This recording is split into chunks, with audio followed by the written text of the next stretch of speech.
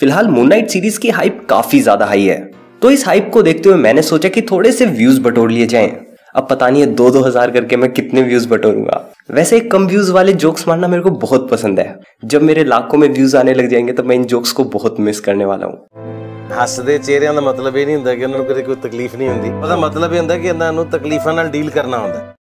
Well वो तो आएंगे तब देखी जाएगी, पर आज की इस वीडियो के अंदर मैं मार्वल के 2 एंटी हीरोज के बीच में एक कंपैरिजन करने वाला हूं। और इस वीडियो के अंदर हम जानेंगे कि कौन है इन दोनों में से सबसे ज्यादा पावरफुल। एक तरफ है मून नाइट जो कि बहुत ज्यादा ब्रूटल, और दूसरी तरफ है सबका फेवरेट घोस्ट राइडर। हाँ, मून नाइट भी सबका फेवरेट है, लड़ना मत इस बात के ऊपर, गालियां मत देना। यू गाइस में थिंक कि इन दोनों कैरेक्टर्स के बीच शोडाउन करने का रीजन क्या है, कोई सिमिलैरिटी भी तो नहीं है। तो मैं आप लोगों को बता दूं कि एक ह्यूमन घोस्ट राइडर तब बनता है जब स्पिरिट ऑफ वेंजेंस उसके अंदर आती है, और वहीं मून नाइट उन सभी को अपना एनिमी समझता है जिसके अंदर उसको वेंजेंस का अवतार दिखता है। यहाँ पर एक बात ध्यान दीजिएगा, मैं यहाँ जोनी ब्लेज वाले घोस्ट राइडर को कंसीडर कर रहा हूँ। तो इस हाइपोथेटिकल बैटल का रिजल्ट जानने के लिए वीडियो को एंड तक जरूर देखना, और वीडियो की शुरुआत में ये चीज जरूर मेंशन कर दो कि आपके अकॉर्डिंग इस बैटल का विनर कौन होना चाहिए। So now all that being said, without wasting any more time, let's just jump into it.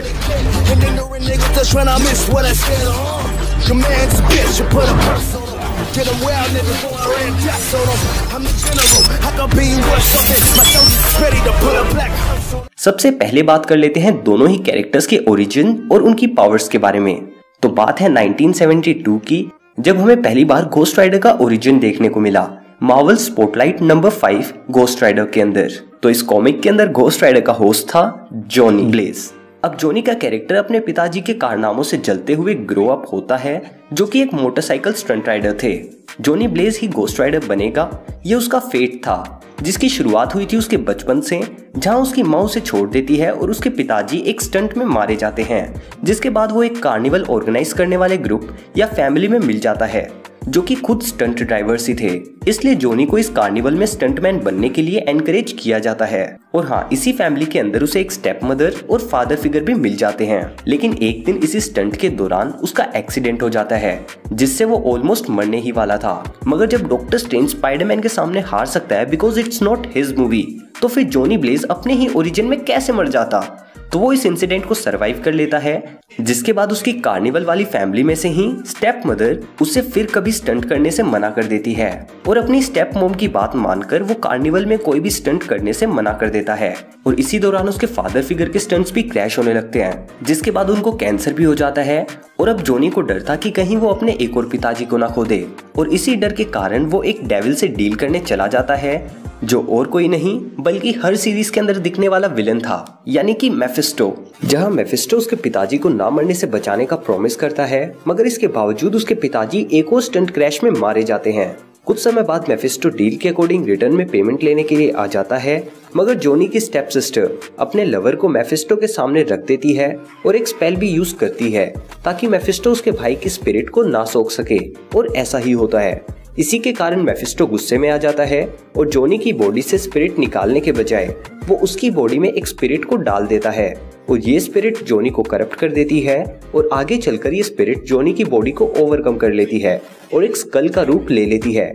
यही स्पिरिट हेलफायर को यूज कर सकती थी, और इसी का इस्तेमाल करके एक मोटरसाइकिल का फॉर्म ले लेती थी, और यही स्पिरिट आगे चलकर बन जाती है घोस्ट राइडर। घोस्ट राइडर के पास सुपर ह्यूमन एबिलिटीज हैं, like super human strength, durability, stamina etcetera, and even regeneration. Ghost Rider flame project कर सकता है। इन सब के अलावा वो इंटरडायमेंशनल ट्रेवल भी कर सकता है। कॉमिक्स में most of the time Ghost Rider को इमोर्टल दिखाया गया है, साथ ही साथ उसके पास हेलफायर जैसी पावर्स भी मौजूद हैं, जिससे वो किसी भी व्हीकल या वेपन को फ्लेमेबल बना के और पावरफुल वे में यूज करता है, जैसे कि bikes, shotguns, chains etcetera. And उसकी सबसे पावरफुल एबिलिटी तो अभी भी बाकी है, जिसको पेनेंस स्टेयर कहा जाता है। अगर आपको पेनेंस स्टेयर के बारे में ना पता हो तो बता दूं, इस पावर की हेल्प से बेसिकली घोस्ट राइडर का ओपोनेंट उन सभी सिन यानी कि पापों को सफर करता है जो कि उसने पास्ट में किसी और के साथ किए होते हैं। और अगर तुमने बहुत से गलत काम किए हैं पास्ट में, तो तुमको बहुत ज्यादा सफर करना पड़ेगा और एट द एंड तुम मारे जाओगे। अब घोस्ट राइडर के बाद बात करते हैं मून नाइट के ओरिजिन की। मून नाइट यानी कि उसकी ओरिजिनल पर्सनैलिटी मार्क स्पेक्टर की फैमिली को स्टार्टिंग से ही नाजी के हरासमेंट सहने पड़े थे, क्योंकि उस टाइम हिटलर का रूल चलता था और बचपन में ही मार्क इतने हरेसमेंट और सैड इवेंट्स देख लेता है जिसकी वजह से इसको डिसोसिएटिव आइडेंटिटी डिसऑर्डर हो गया था। ये एक ऐसा डिसऑर्डर होता है जब पेशेंट किसी और की आइडेंटिटी को अपनाकर उसकी तरह जीने लगता है। आगे जाकर मार्क अमेरिकन मिलिट्री ज्वाइन करता है, बट इस आइडेंटिटी डिसऑर्डर की वजह से उसे कुछ टाइम बाद निकाल दिया जाता है। फिर वो पैसों के लिए मर्सनरी बन जाता है, यानी कि पैसों के लिए मर्डर करने लगता है और यही सब करते करते वो फाइटिंग स्टाइल सीख जाता है और इसी के साथ साथ स्पाइंग और डिटेक्टिव स्किल्स भी। और फिर एक मिशन के लिए रॉल बुशमैन ने मार्क और कुछ आर्कियोलॉजिस्ट को हायर किया एक टूम फाइंड करने के लिए जिसमें बहुत सारा ट्रेजर था। और अब कुछ आर्गुमेंट्स के चलते हुए बुशमैन ने लीड आर्कियोलॉजिस्ट को मार दिया। तब मार्क बुशमैन से ही फाइट करता है और बुरी तरीके से घायल हो जाता है। तब वहाँ के लोग उसे एक टेंपल में ले जाते हैं और एक स्टैचू के पास रख देते हैं। अब ये स्टैचू था इजिप्शियन गॉड खोंशू का, जिसके बाद खोंशू मार्क से बात करते हैं और उसे रिजरेक्ट कर देते हैं। इन रिटर्न मार्क खोंशू को सर्व करेगा, जिसके बाद मार्क बन जाता है मून नाइट। मून नाइट एक स्किल्ड मार्शल आर्टिस्ट है, हैंड टू हैंड कॉम्बैट में एक्सपर्ट है, डिटेक्टिव स्किल्स के साथ साथ ही हाईटेक गैजेट्स का भी यूज कर सकता है। और तो और फुल मून नाइट के ऊपर इसकी स्ट्रेंथ और ड्यूरेबिलिटी बहुत ज्यादा बढ़ जाती है। साथ ही साथ फुल मून की नाइट के ऊपर ये फ्यूचर भी प्रिडिक्ट कर पाता है। इन सब के अलावा मून नाइट भी इमोर्टल है। कॉमिक्स में बहुत बार मून नाइट जब मर जाता है तब खोंशू उसे वापस रिजरेक्ट भी कर लेता है। अब इन दोनों के कॉम्प्लिकेटेड से ओरिजिन के बाद बात कर लेते हैं कि इनमें से ज्यादा पावरफुल कौन है, मून नाइट या फिर घोस्ट राइडर। तो इस कंपैरिजन का कंक्लूजन हम कुछ पॉइंट्स के बेसिस के ऊपर करेंगे, जैसे कि strength and durability, weakness, comic feats and advantages over another. तो सबसे पहले आती है strength and durability. Moon night और घोस्ट राइडर दोनों ही सुपर ह्यूमन लेवल स्ट्रेंथ और ड्यूरेबिलिटी को पोजेस करते हैं, लेकिन नोट करने वाली बात यह है कि कॉमिक्स में ये दिखाया गया है कि मून नाइट के पास पीक ह्यूमन लेवल स्ट्रेंथ और ड्यूरेबिलिटी है, बट फुल मून नाइट के दिन उसकी स्ट्रेंथ और ड्यूरेबिलिटी जो है वो बहुत ज्यादा टाइम्स बढ़ जाती है। वहीं घोस्ट राइडर के पास तो हमेशा सुपर ह्यूमन स्ट्रेंथ और ड्यूरेबिलिटी रहती ही है। तो कॉमिक्स में एक बार घोस्ट राइडर के एक वर्जन यानी कि रोबी राइस ने हल्क के एक पंच को बियर किया था और उसके बाद भी ब्लिंक तक नहीं किया था। तो हम कह सकते हैं कि सारे घोस्ट राइडर्स की स्ट्रेंथ और ड्यूरेबिलिटी सिमिलर ही होती है। वहीं मून नाइट के तो बुशमैन ने ही लगा दिए थे, वही बुशमैन जिसकी बात हमने ओरिजिन में करी थी। और बुशमैन ने मून नाइट के दोनों घुटने एक बैटल के टाइम पर तोड़ दिए थे, जिससे आप समझ सकते हो कि फुल मून नाइट ना हो तो मून नाइट की ड्यूरेबिलिटी काफी कम पड़ जाती है। और इन दोनों की फाइट्स फुल मून नाइट के ऊपर ही हो इसकी प्रोबेबिलिटी काफी कम है, जिसकी वजह से इस राउंड का विनर होगा घोस्ट राइडर। तो ये वाला पॉइंट जाएगा घोस्ट राइडर के पास। इसके बाद अगर इनकी वीकनेसेस की बात करें तो सबसे पहले घोस्ट राइडर के बारे में देख लेते हैं।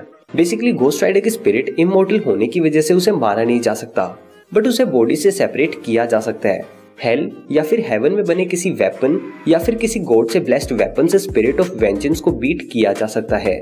एंड एक फन फैक्ट, घोस्ट राइडर को ओबिडियन डिस्क से भी बीट किया जा सकता है, जिस तरह थोर रैग्नारोक में वैल्किरी ने थोर को नॉक किया था। कॉमिक्स में हल्क ने डिस्क को यूज किया था घोस्ट राइडर के ऊपर। On the other hand moon night की कोई मेजर वीकनेस नहीं है, बस उसकी मेंटल स्टेट ही है जो उसे परेशान करती है। पर एक फाइट के टाइम पर उसकी मेंटल स्टेट चाहे कितनी भी खराब हो वो उसकी हेल्प ही करेगी। इसकी वजह से मून नाइट बहुत ज्यादा ब्रूटल और अनप्रिडिक्टेबल हो जाता है, जो कि फाइट में उसके लिए प्लस पॉइंट ही रहता है। अब आप में से कुछ लोग कह सकते हैं कि फुल मून नाइट नहीं रहेगी तब भी तो मून नाइट वीक ही रहेगा। हाँ, आप सही कह रहे हो, बट खोंशू से वापस रिजरेक्ट भी कर सकता है। So in this round winner will be Moon Knight. The next point is comic feats. Ghost Rider की फीट्स की बात करें तो इसने कॉमिक्स में बहुत बड़े बड़े कांड किए हैं। सब बताने बैठूंगा तो घंटों लगेंगे, इसलिए कुछ मैं आपके सामने रख देता हूँ। घोस्ट राइडर ने हल्क का पंच अपने फेस पर खाया था, लेकिन फिर भी उसे कुछ नहीं हुआ। मेफिस्टो को ओवरथ्रो करके खुद हेल का राजा बन गया था। पेन एंड स्टेयर से थैनोस को 1 सेकंड में मार दिया था और उसने अपनी हेल फायर का यूज करके एक डेड सेलेस्टियल को राइड तक किया था। मतलब लिटरली राइड किया हुआ, जैसे कि वो बाइक को राइड करता है। हेल फायर एक्सप्लोजन से एक पूरी कंट्री को डिस्ट्रॉय कर दिया था। वहीं मून नाइट भी कुछ कम नहीं है। कॉमिक्स में थोर के म्योलनिर को इसने लिफ्ट किया था, जहां पर हमें ये चीज भी पता चली थी कि उरू कोई मेटल नहीं है बल्कि मून का ही एक रॉक है। जिस गॉड से इसको पावर मिली उसी को बीट कर चुका है, यानी कि इजिप्शियन मून गॉड खोंशू को। इजिप्शियन गॉड ऑफ सन को भी इसने बीट किया है, लिटरली गॉड्स को बीट किया इसने। टास्क मास्टर एक ऐसा कैरेक्टर जो सामने वाले के मूव्स को कॉपी करके फ्यूचर मूव प्रिडिक्ट कर लेता है उसको भी मून नाइट ने बीट किया हुआ है। देखा जाए तो दोनों ही कैरेक्टर्स की फीट्स काफी ऑसम है, बट मैं पर्सनल ओपिनियन बताऊं तो इस प्रोजेक्ट पर काम करते टाइम मुझे घोस्ट राइडर के फीट्स भर भर के मिल रहे थे, वहीं मून नाइट के फीट्स लिमिटेड ही हैं। So in my personal opinion Ghost Rider is the winner in this round. और इसी के बाद अगर बात करें advantage over another, so Ghost Rider की पेन एंड स्टेयर काफी ज्यादा पावरफुल है, जैसा कि मैंने पहले भी एक्सप्लेन किया है। एंड इफ घोस्ट राइडर इस पावर को यूज करता है तो मून नाइट नेक्स्ट मूवमेंट के अंदर ही नॉकआउट हो जाएगा। जैसे कि मैंने पहले भी बताया कि मून नाइट एक मर्सनरी रह चुका है, मतलब उसने बहुत से मासूम लोगों को पैसों के लिए मारा है। तो हाँ, अब आपके मन में एक क्वेश्चन आया होगा, अगर नहीं आया होगा तो सुन लो कि क्या Moon Knight penance stare को रेजिस्ट नहीं कर सकता? तो इसका सिंपल आंसर है नहीं। कॉमिक्स में सिर्फ डॉक्टर स्ट्रेंज, पनिशर और डेडपूल ने पेन एंड स्टेयर को रेजिस्ट किया है। वहीं मून नाइट के ऊपर खोंशू का हाथ है, जो कि एक गॉड है। एज आई सेड बिफोर कि घोस्ट राइडर को हेवन या हेल में बने वेपन या गॉड से ब्लेस्ड वेपन से बीट किया जा सकता है। तो इस तरह से दोनों ही कैरेक्टर्स एक दूसरे के ऊपर एक स्ट्रॉन्ग एडवांटेज होल्ड करके रखते हैं।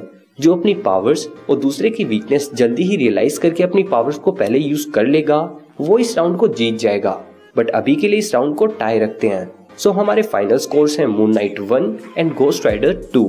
तो पॉइंट्स के अकॉर्डिंग तो इस वीडियो के अंदर इस बैटल का विनर होगा घोस्ट राइडर। अब हाँ, आप में से कुछ लोगों का पॉइंट ऑफ व्यू अलग हो सकता है, तो अपने ओपिनियंस कमेंट्स में बता सकते हो। और अगर इस वीडियो के अंदर और कुछ फैक्ट्स आप ऐड करना चाहते हो तो वो चीजें भी आप नीचे कमेंट्स के अंदर जरूर मेंशन कर देना। और अगर आपको ये वीडियो पसंद आई हो तो इसे लाइक करना मत भूलना।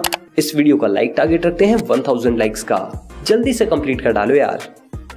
ऐसे ही और भी इंटरेस्टिंग सुपर शोडाउन्स देखने के लिए इनमें से किसी वीडियो के ऊपर क्लिक करें। तो गाइस, मैं मिलता हूं आपसे अगली वीडियो में। Until then be dynamic and don't fear to do what you love. Piece.